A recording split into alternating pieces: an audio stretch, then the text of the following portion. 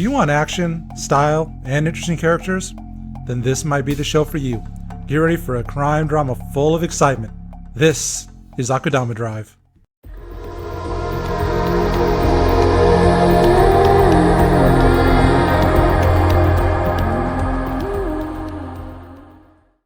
So to start off, I watched this on Funimation in dub when it first aired. It could also be found on Hulu. I was easily caught up in the first episode and instantly wanted more. I got to the third week and I couldn't take the wait, so I moved over to the sub. No regrets. And once the dub was done, I watched it again in that. While I did enjoy the dub, sometimes you just can't wait, and this was the case. And I will tell you, I'm glad I didn't wait though. It is enjoyable in both the sub and the dub. Either way, you're gonna like this. This show takes place in a dystopian future. It has a cyberpunk feel and has a whole lot of crime. It also has a good amount in the main characters as well that you do meet right away. These are the Akudama. And what are Akudama? Well, they're basically master criminals. This show is going to remind you a lot of things like Reservoir Dogs and The Usual Suspects. You only have to go as far as some of the episode titles to understand what I'm talking about. Episodes are named things like Seven, Reservoir Dogs, Mission Impossible, Speed, Dead Man Walking, just to name a few. But you get a pretty good idea what I'm talking about. They all tie into the episodes pretty well too, so you'll understand what it means and how it kind of goes together. Besides from what it takes from that, it also has a great art style, like from Danganronpa. The cutscenes are done in such a cool way that it does keep you very entertained the whole way through. The cast comprised a group of 7.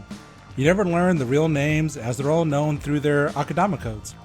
The main character of the group is just an ordinary citizen who gets thrown into the mess. Basically, she's an imposter Akudama, but later proved to be very valuable. She is known as Swindler. Now we get to the cool transporter, with an equally cool bite. That's basically his second skin. This is Courier. He always finishes his job. Next is the psychopath of the bunch. He likes to kill, and it's his pleasure. Meet Cutthroat. He loves the color red. The smartest of the bunch is a young child, with all the tech savvy in the world. Hacker. No firewall can stop him. Swindler can't be the only girl, there is another. She is definitely the most cunning by far. She is Doctor. While she can stitch anything up, she will have you in disbelief with her skills. I wouldn't say she's all about the healing. Now we have Brawler. Not a lot to say about him. He's basically just a meathead, but he is definitely a likable one. There isn't anyone he isn't willing to take on. For him, it's about the thrill of the fight. And then the last character of the group is an unlikely one. He's a 2-bit criminal who just happened to be where the action started and was thrust into it. This is Hoodlum. Seems like the joke of the bunch, but he's entertaining for sure. Now as far as these characters go, you don't really get a lot of backstory on them, with a few exceptions. But even with that being said, each one of them is actually given the room for character growth in their own unique way, and every single one of them is compelling enough to really make you care about them and the outcome. There are 2 more characters, kinda. They come in the form of commercial ads of sorts, and they're basically puppets, and the only reason that they are there is for exposition. While at first I did find them annoying, I was later thankful for it because it does let you get right to the action without worrying about any of the filler. They handle all that for you in just a few seconds. You really find yourself rooting for the bad guys. But honestly, while the Akudama are bad, the real bad guys are the establishment. These would be the side characters, the law you might say. They are known as executioners. Think of them like Judge Dredd or the investigators in Tokyo Ghoul. There's so much to love about this show, from the story to the characters and the style of it. It has so much action and a massive body count. You will see a lot of murder, but nothing too gruesome really. It's a beauty to watch and honestly a touching story in its own kind of way. There are a few times that you possibly might get a little bit emotional. Not gonna say it made me cry. I'm just not gonna say it.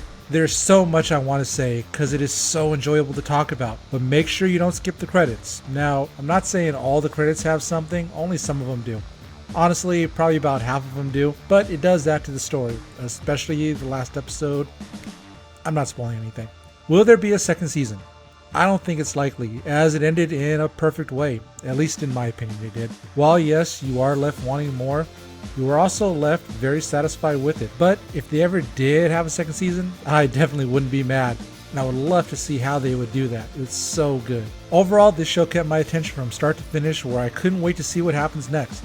It's a beautiful story hidden behind a crime. I absolutely love the show, and they did such a great job with all the characters. If you're a fan of Danganronpa, Akame ga Kill, or just crime in general, you will love this. But even if you are not, you will likely love it as well. I'm also glad I watched it in both the sub and the dub because I got so much more out of it the second time around that I just didn't notice the first time because I was so caught up into it and so interested, I just missed it. As I'm sure you can tell, I really enjoyed this series. I've recommended this to many of my friends already. My hopes is that I gave you good insight and that you enjoyed this as well. Thanks for watching. Thanks for taking a Meowma to watch. See you next time. Don't forget to like and subscribe!